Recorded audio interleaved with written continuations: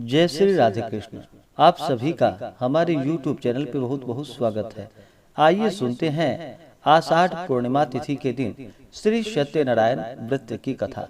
जो भी भक्त सच्ची श्रद्धा के साथ नियम और निष्ठा के साथ प्रत्येक पूर्णिमा तिथि के दिन व्रत को धारण करते हैं, इस दिन भगवान सत्यनारायण का पूजन करते हैं, कथा श्रवण करते हैं, तो भगवान सत्यनारायण की कृपा से व्यक्ति के सभी प्रकार के दुख और कष्ट दूर होते हैं तथा भगवान सत्यनारायण की कृपा से सभी प्रकार के सुख और समृद्धि की प्राप्ति होती है। हिंदू धर्म में आषाढ़ पूर्णिमा का बड़ा ही विशेष महत्व माना गया है। आषाढ़ पूर्णिमा को इसे गुरु पूर्णिमा या व्यास पूर्णिमा के नाम से भी जाना जाता है। गुरु पूर्णिमा के दिन जो कि अपने गुरुजनों का पूजन किया जाता है, इस दिन महर्षि व्यास जी के निमित्त पूजन आदि का कार्य किया जाता है और जो भी बड़े कुटुंब जन हो, भाई बंधु माता पिता, उन्हें गुरु तुल्य मान करके उनका पूजन करके उनका आशीर्वाद लिया जाता है। इससे अनंत गुना पुण्य फलों की प्राप्ति होती है। आषाढ़ पूर्णिमा तिथि के दिन इस दिन विशेष प्रकार से गंगा स्नान करना, दान पुण्यों का कार्य करना, भगवान विष्णु माता लक्ष्मी का पूजन करना, भगवान सत्यनारायण का पूजन करना, भगवान शिव माता पार्वती का पूजन करने का बड़ा ही विशेष महत्व माना जाता है। और जो भी पूर्णिमा का व्रत धारण करते हैं, उन्हें दिन भर उपवास रहते हुए चंद्रोदय होने पर चंद्र देवता को अर्घ्य देने के बाद फिर पूर्णिमा का व्रत पूर्ण माना जाता है। और प्रत्येक पूर्णिमा तिथि के दिन भगवान सत्यनारायण का पूजन किया जाता है। इस दिन विशेष प्रकार से भगवान सत्यनारायण का पूजन करना चाहिए, कथा श्रवण करनी चाहिए। इससे भगवान सत्यनारायण अति प्रसन्न होते हैं और अपना कृपा प्रदान करते हैं। तो आइए सुनते हैं आषाढ़ पूर्णिमा तिथि के दिन श्री सत्यनारायण व्रत की कथा। अगर आप श्री सत्यनारायण व्रत कथा के लिए ब्राह्मण दक्षिणा, अन्नदान, वस्त्र दान आदि के लिए देना चाहते हो तो आप अपने श्रद्धा और सामर्थ्य के अनुसार हमें डिस्क्रिप्शन में जाकर के वहां से गूगल पे, फोन पे या अकाउंट नंबर के माध्यम से आप अपने श्रद्धा और सामर्थ्य के अनुसार हमें ब्राह्मण दक्षिणा प्रदान कर सकते हैं। तो आइए सुनते हैं श्री सत्यनारायण व्रत की कथा। तो बोलिए प्रेम से श्री सत्यनारायण स्वामी की जय, भगवान विष्णु की जय, माता लक्ष्मी की जय, सर्व देवी देवता की जय। श्री सत्यनारायण व्रत कथा पहला अध्याय। कि एक बार नैमिषारण्य तीर्थ में शौनकादि 88,000 ऋषियों ने श्री सूत जी से पूछा कि हे प्रभु, इस कलिकाल में वेद विद्या रहित मनुष्यों को प्रभु भक्ति किस प्रकार से प्राप्त हो सकती है तथा उनका उद्धार कैसे होगा। हे मुनि श्रेष्ठ, कोई ऐसा तप बतलाइए जिससे थोड़े समय में ही पुण्य मिल पाए और मनोवांछित फल भी प्राप्त हो। इस प्रकार की कथा सुनने की हम इच्छा रखते हैं।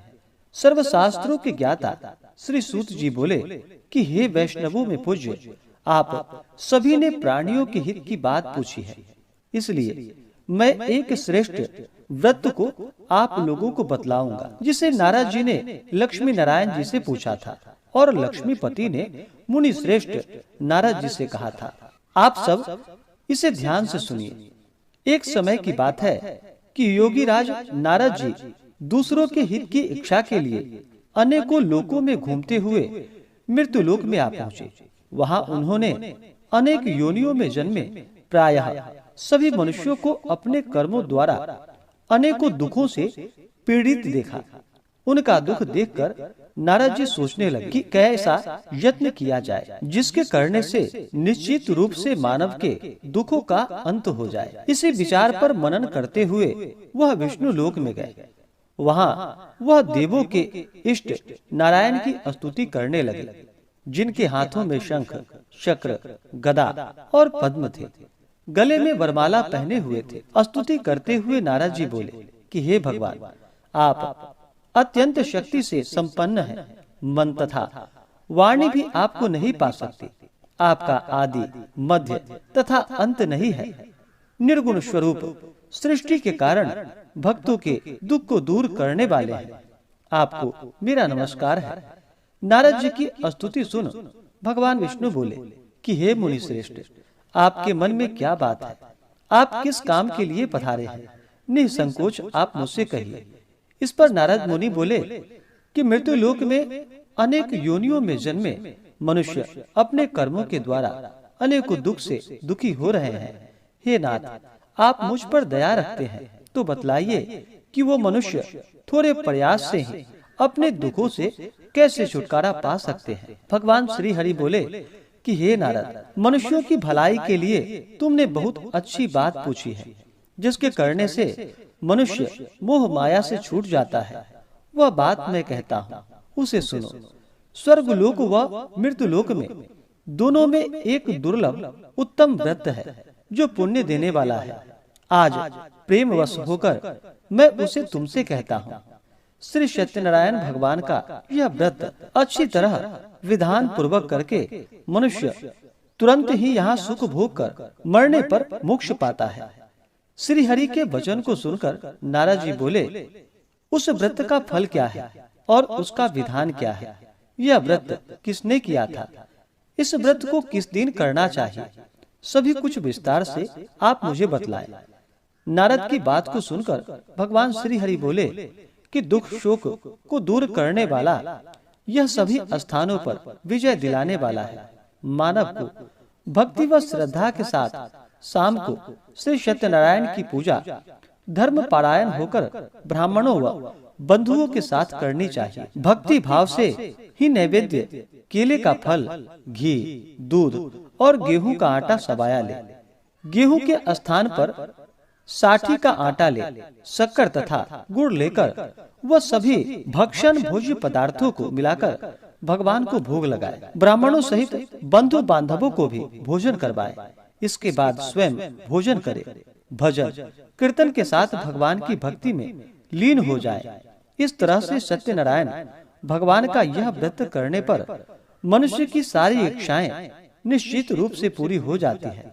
इस कलिकाल अर्थात कलयुग में मृत्यु लोक में मोक्ष का यही एक सरल उपाय बतलाया गया है।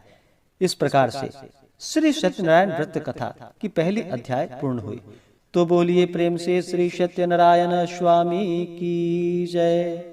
अथ द्वितीय अध्याय। श्री सूत जी बोले कि हे ऋषियों, जिसने पहले समय में इस व्रत को किया था उसका इतिहास कहता हूँ, आप ध्यान पूर्वक सुनो। सुंदर काशीपुरी नगरी में एक अत्यंत निर्धन ब्राह्मण रहता था। भूख प्यास से परेशान वह धरती पर घूमता रहता था। ब्राह्मणों से प्रेम करने वाले भगवान ने एक दिन ब्राह्मण का वेश धारण कर उसके पास जाकर पूछा कि हे विप्र, नित्य दुखी होकर तुम पृथ्वी पर क्यों घूमते हो? दीनहीन ब्राह्मण बोला कि मैं निर्धन ब्राह्मण हूँ, भिक्षा के लिए धरती पर घूमता हूँ। हे भगवान, यदि आप इसका कोई उपाय जानते हो तो बतलाइए। वृद्ध ब्राह्मण कहने लगे कि सत्यनारायण भगवान मनोवांछित फल देने वाले हैं, इसलिए तुम उनका पूजन करो। इसे करने से मनुष्य सभी दुखों से मुक्त हो जाता है। वृद्ध ब्राह्मण बनकर आए श्री सत्यनारायण भगवान उस निर्धन ब्राह्मण को व्रत का सारा विधान बतलाकर वहाँ से अंतर ध्यान हो गए। ब्राह्मण मन ही मन सोचने लगा कि जिस व्रत को वृद्ध ब्राह्मण करने को कह गया है, मैं उसे अवश्य करूंगा। यह निश्चय करने के बाद उसे रात में नींद नहीं आई।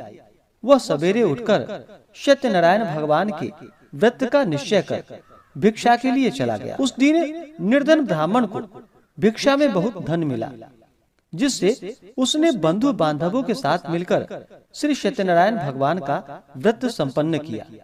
भगवान सत्यनारायण का व्रत संपन्न करने के बाद वह निर्धन ब्राह्मण सभी दुखों से छूट गया और अनेक प्रकार की संपत्तियों से युक्त हो गया।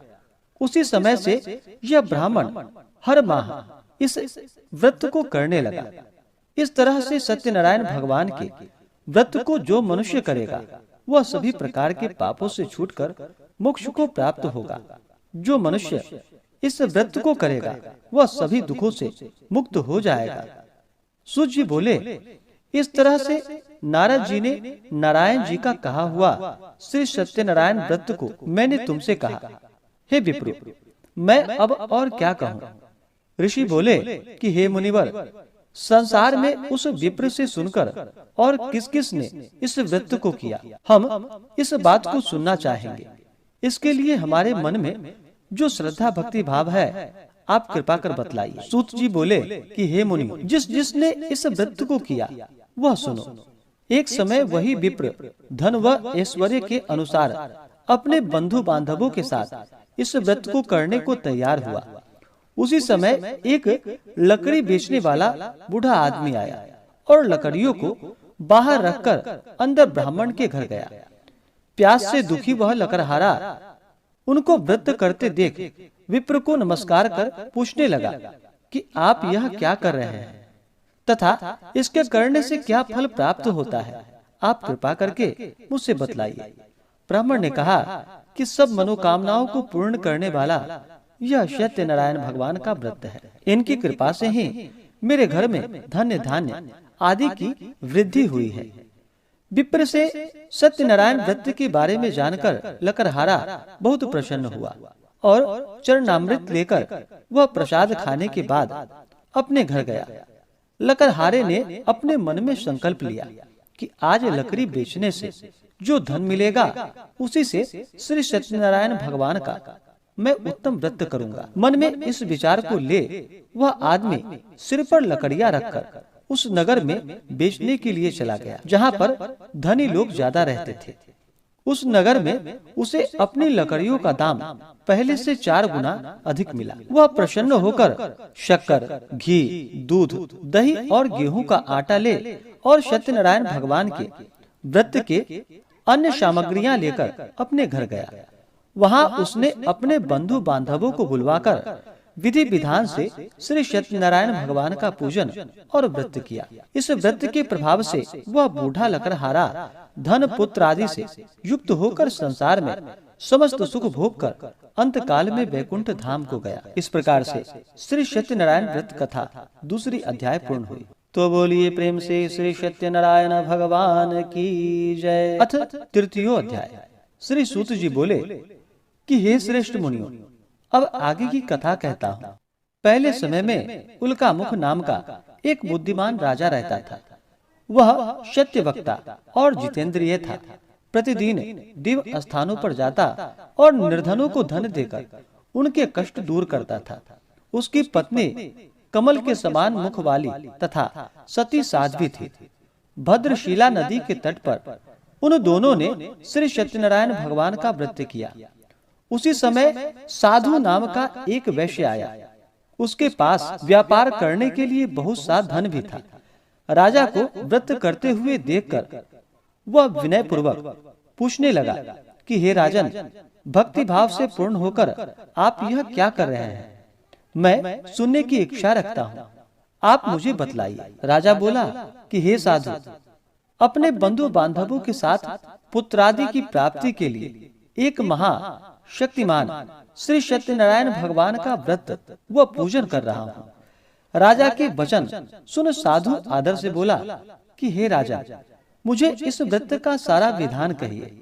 आपकी कथा अनुसार मैं भी इस व्रत को करूँगा। मेरी भी संतान नहीं है और इस व्रत को करने से निश्चित रूप से मुझे संतान की प्राप्ति होगी। राजा से व्रत का सारा विधान सुन व्यापार से निवृत्त हो वह अपने घर गया। साधु वैश्य ने अपनी पत्नी को संतान देने वाले इस व्रत का वर्णन कह सुनाया और कहा कि जब मेरी संतान होगी तब मैं इस व्रत को करूंगा। साधु ने इस तरह के वचन अपनी पत्नी लीलावती से कहे। एक दिन लीलावती पति के साथ आनंदित हो सांसारिक धर्म में प्रवृत्त होकर श्री सत्यनारायण भगवान की कृपा से गर्भवती हो गई। 10वें महीने में उसके गर्भ से एक सुंदर कन्या ने जन्म लिया। दिनों दिन वह ऐसे बढ़ने लगी जैसे कि शुक्ल पक्ष की चंद्रमा बढ़ता है। माता पिता ने अपनी कन्या का नाम कलावती रखा।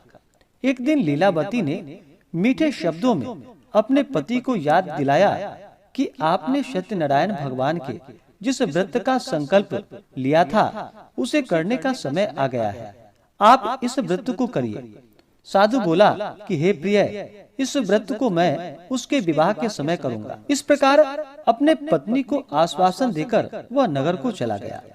कलावती पिता के घर में वृद्धि को प्राप्त हुई, धीरे धीरे बढ़ने लगी। साधु ने एक बार नगर में अपनी कन्या को सखियों के साथ देखा तो तुरंत ही दूत को बुलवाया और कहा कि कि मेरी कन्या के योग्य वर देख कर आओ। साधु की बात सुनकर दूत कंचन नगर में पहुंचा और वहां देखभाल कर लड़की के सुयोग्य वनिक पुत्र को ले आया। सुयोग्य लड़के को देख साधु ने बंधु बांधवों को बुलवाकर अपनी पुत्री का विवाह करा दिया। लेकिन दुर्भाग्य की बात तो यह है कि साधु ने अभी भी सत्यनारायण भगवान का व्रत नहीं किया। इस पर श्री सत्यनारायण क्रोधित हो गए और श्राप दे दिया कि साधु को अत्यधिक दुख मिले। अपने कार्य में कुशल साधु बनिया जमाई को लेकर समुद्र के पास स्थित होकर रत्नसारपुर नगर में गया। वहां जाकर दामाद ससुर दोनों मिलकर चंद्रकेतु राजा के नगर में व्यापार करने लगे। एक दिन भगवान सत्यनारायण की माया से एक चोर राजा का धन चुराकर भाग रहा। उसने राजा के सिपाहियों को अपना पीछा करते देख चुराया हुआ धन वहां रख दिया, जहाँ की साधु अपने जमाई के साथ ठहरा हुआ था। राजा के सिपाहियों ने साधु वैश्य के पास राजा का धन पड़ा देखा तो वह ससुर जमाई दोनों को बांधकर प्रसन्नता से राजा के पास ले गया और कहा कि उन दोनों चोरों को हम पकड़ कर लाए हैं, आप आगे की कार्यवाही कीजिए। राजा की आज्ञा से उन दोनों को कठिन कारावास में डाल दिया गया और उनका सारा धन भी उसने छीन लिया। श्री सत्यनारायण भगवान के श्राप से साधु की पत्नी भी बहुत दुखी हुई। घर में जो धन रखा था उसे चोर चुरा कर ले गए। शारीरिक तथा मानसिक पीड़ा व भूख प्यास से अति दुखी हो अन्न की चिंता में कलावती एक ब्राह्मण के घर गई। वहां उसने श्री सत्यनारायण भगवान का व्रत होते देखा, फिर कथा सुनी और प्रसाद ग्रहण कर वह रात को घर वापस आई। माता ने कलावती से पूछा कि हे पुत्री, अब तक तुम कहाँ थी, तेरे मन में क्या है? कलावती ने अपने माता से कहा कि हे माता, मैंने एक ब्राह्मण के घर में श्री सत्यनारायण भगवान का व्रत देखा है। कन्या के वचन सुनकर लीलावती भगवान सत्यनारायण के पूजन के लिए तैयारी करने लगी। लीलावती ने परिवार व बंधुओं सहित सत्यनारायण भगवान का पूजन किया और उसने वर मांगा कि मेरे पति तथा जमाई शीघ्र घर आ जाएं। साथ ही यह भी प्रार्थना की कि हम सब का अपराध आप क्षमा करें। श्री सत्यनारायण भगवान इस व्रत से संतुष्ट हो गए और राजा चंद्रकेतु को सपने में दर्शन देकर कहा कि हे राजन, तुम उन दोनों वैश्यों को छोड़ दो और तुमने उनका जो भी धन लिया है उसे वापस कर दो। अगर ऐसा नहीं किया तो मैं तुम्हारा धन, राज्य व संतान सभी को नष्ट कर दूंगा। राजा को यह सब कहकर वह अंतर ध्यान हो गए। प्रातः काल सभा में राजा ने अपना सपना सुनाया, फिर बोला कि वनिक पुत्रों को कैद से मुक्त कर सभा में ले आओ। दोनों ने आते ही राजा को प्रणाम किया। राजा मीठी वाणी में बोला कि हे महानुभावों, भाग्यवश ऐसा कठिन दुख तुम्हें प्राप्त हुआ है, लेकिन अब तुम्हें कोई भय नहीं। ऐसा कहकर राजा ने उन दोनों को नए वस्त्र और आभूषण भी पहनाए और जितना धन उनका लिया था उससे दोगुना धन वापस कर दिया। दोनों वैश्य अपने अपने घर को चले गए। इस प्रकार से श्री सत्यनारायण व्रत कथा तीसरा अध्याय पूर्ण हुआ। तो बोलिए प्रेम से श्री सत्यनारायण स्वामी की जय। अथ चतुर्थो अध्याय। सूत जी बोले कि वैश्य ने मंगलाचार कर अपनी यात्रा आरंभ की और अपने नगर को चल दिया। उसने थोड़ी दूर जाने पर एक दंडी वेशधारी श्री सत्यनारायण ने उनसे पूछा कि हे साधु, तेरी नाव में क्या है? अभिमानी वणिक जो कि हंसता हुआ बोला कि हे दंडी, आप क्यों पूछते हो? क्या धन लेने की इच्छा है? मेरी नाव में तो बेल व पत्ते भरे पड़े हैं। वैश्य के कठोर वचन को सुनकर भगवान बोले कि तुम्हारा वचन सत्य हो। दंडी ऐसे वचन को कहकर वहाँ से दूर चले गए। कुछ दूर जाकर समुद्र के किनारे बैठ गए। दंडी के जाने के बाद साधु वैश्य ने नित्य क्रिया के पश्चात नाव को ऊंची उठी देखकर अचंभा माना और नाव में बेल पत्ते आदि देखकर वह मूर्छित हो जमीन पर गिर पड़ा। मूर्छा खुलने पर वह अत्यंत शोक में डूब गया तथा उसका दामाद बोला कि आप शोक न मनाएं, वह दंडी का श्राप है, इसलिए हमें उनकी शरण में जाना चाहिए, तभी हमारी मनोकामना पूरी होगी। दामाद की बात को सुनकर दंडी के पास पहुंच और अत्यंत भक्ति भाव से नमस्कार कर बोला कि मैंने आपसे जो असत्य वचन कहे थे उसके लिए मुझे क्षमा कीजिए। ऐसा कहकर महान शोकातुर हो रोने लगा। दंडी भगवान बोले कि हे वणिक पुत्र, मेरी आज्ञा से बार बार तुम्हें दुख प्राप्त हुआ है, तू मेरी पूजा से विमुख हुआ है। साधु बोला कि हे भगवान, आपकी माया से ब्रह्मा आदि देवता भी आपके रूप को नहीं जानते, तो मैं अज्ञानी कैसे जान सकता हूँ। आप प्रसन्न हो आई, तब मैं सामर्थ्य के अनुसार आपकी पूजा अवश्य ही करूँगा। मेरी रक्षा करो, पहले के समान नौका में धन भर दो। साधु वैश्य के भक्ति पूर्वक वचन को सुनकर भगवान प्रसन्न हो गए और उसकी इच्छानुसार वरदान देकर अंतर ध्यान हो गए। ससुर जमाई जब नाव पर आए तो नाव धन से भरी हुई थी। फिर वहीं अपने अन्य साथियों के साथ सत्यनारायण भगवान का पूजन कर अपने नगर को चल दिया। जब नगर के नजदीक पहुंचा तो दूत को घर पर खबर करने के लिए भेज दिया। दूत साधु की पत्नी को प्रणाम कर कहता है कि मालिक अपने दामाद सहित नगर के निकट आ गए हैं। दूत की बात सुनकर साधु की पत्नी लीलावती ने बड़े हर्ष के साथ सत्यनारायण भगवान का पूजन कर अपनी पुत्री कलावती से कहा कि मैं अपने पति के दर्शन को जाती हूँ, तू कार्य पूर्ण कर शीघ्र आ जाना। माता के ऐसे वचन को सुनकर कलावती जल्दी में प्रसाद छोड़ अपने पति के पास चली गई। प्रसाद की अवज्ञा के कारण सत्यनारायण भगवान रुष्ट हो गए और नाव सहित उसके पति को पानी में डुबो दिया। कलावती अपने पति को वहां न पाकर रोती हुई जमीन पर गिर पड़ी। नौका को डूबा हुआ देख वह कन्या को रोता देख साधु दुखी होकर बोला कि हे प्रभु, मुझसे तथा मेरे परिवार से जो भूल हुई है उसे क्षमा कीजिए। साधु के दीनहीन वचन को सुनकर सत्यनारायण भगवान प्रसन्न हो गए और आकाशवाणी हुई कि हे साधु, तेरी कन्या मेरे प्रसाद को छोड़कर आई है, इसलिए उसका पति अदृश्य हो गया। यदि वह घर जाकर प्रसाद खाकर लौटती है तो उसे उसका पति अवश्य ही मिलेगा।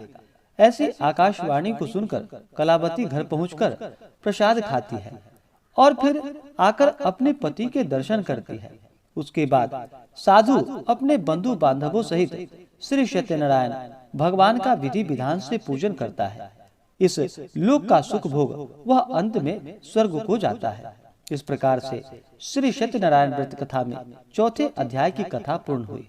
तो बोलिए प्रेम से श्री सत्यनारायण भगवान की जय। अथ पंचमो अध्याय। श्री सूत जी बोले कि हे ऋषियों, मैं और भी एक कथा सुनाता हूँ, उसे भी आप ध्यान पूर्वक सुनो। प्रजा पालन में लीन तुंग ध्वज नाम का एक राजा था। उसने भी भगवान का प्रसाद त्याग कर बहुत ही दुख पाया। एक बार वन में जाकर वन्य पशुओं को मारकर वह बड़ के पेड़ के नीचे आया। वहां उसने ग्वालों को भक्ति भाव से अपने बंधुओं सहित सत्यनारायण भगवान का पूजन करते देखा। अभिमानवश राजा ने उन्हें देखकर भी पूजा स्थान में नहीं गया और न ही उसने भगवान को नमस्कार किया। ग्वालों ने राजा को प्रसाद दिया, लेकिन उसने वह प्रसाद नहीं खाया और प्रसाद को वहीं छोड़कर वह अपने नगर को चला गया। वह जब नगर में पहुंचा तो वहां सब कुछ तहस नहस हुआ पाया। तो वह शीघ्र ही समझ गया कि यह सब भगवान ने ही किया है। वह दोबारा ग्वालों के पास पहुंचकर और विधि पूर्वक पूजा कर प्रसाद खाया।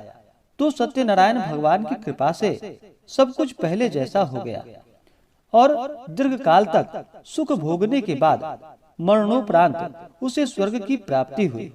जो मनुष्य परम दुर्लभ इस व्रत को करेगा तो भगवान सत्यनारायण की अनुकंपा से उसे धन धान्य की प्राप्ति होगी।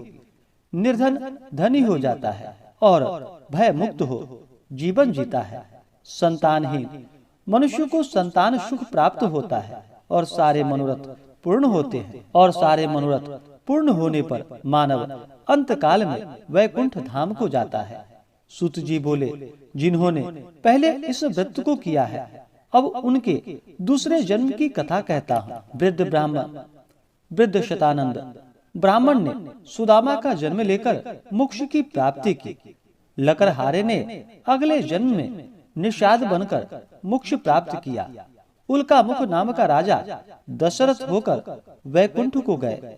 साधु नाम के वैश्य ने मोरध्वज बनकर अपने पुत्र को आरे से चीरकर मोक्ष पाया और महाराज तुंगध्वज ने स्वयंभू होकर भगवान में भक्त युक्त हो अपना कर्म कर मोक्ष को पाया। इस प्रकार से श्री स्कंद पुराण के अंतर्गत श्री सत्यनारायण व्रत कथा में 5वें अध्याय की कथा पूर्ण हुई। तो बोलिए प्रेम से श्री सत्यनारायण स्वामी की जय, लक्ष्मी नारायण भगवान की जय, सर्वदेवी देवता की जय। इसी प्रकार से जो भी भक्त सच्ची श्रद्धा के साथ नियम और निष्ठा के साथ भगवान सत्यनारायण का पूजन करते हैं, भगवान सत्यनारायण की कृपा से उनके सभी प्रकार के दुख और कष्ट दूर होते हैं तथा सुख और समृद्धि का आशीर्वाद प्राप्त होता है। तो आशा करता हूँ कि यह जानकारी आपको अच्छा लगा हो। ऐसे ही ज्ञानवर्धक जानकारियाँ प्राप्त करने के लिए हमारे इस चैनल पे अगर आप नए हैं तो चैनल को लाल बटन दबा करके सब्सक्राइब करें, साथ में बेल आइकन घंटी को दबाएं ताकि मेरे वीडियो का नोटिफिकेशन आपको समय से मिलता रहे। वीडियो को लाइक करें, शेयर करें, सुखी रहें और स्वस्थ रहें। जय श्री राधे कृष्ण। धन्यवाद।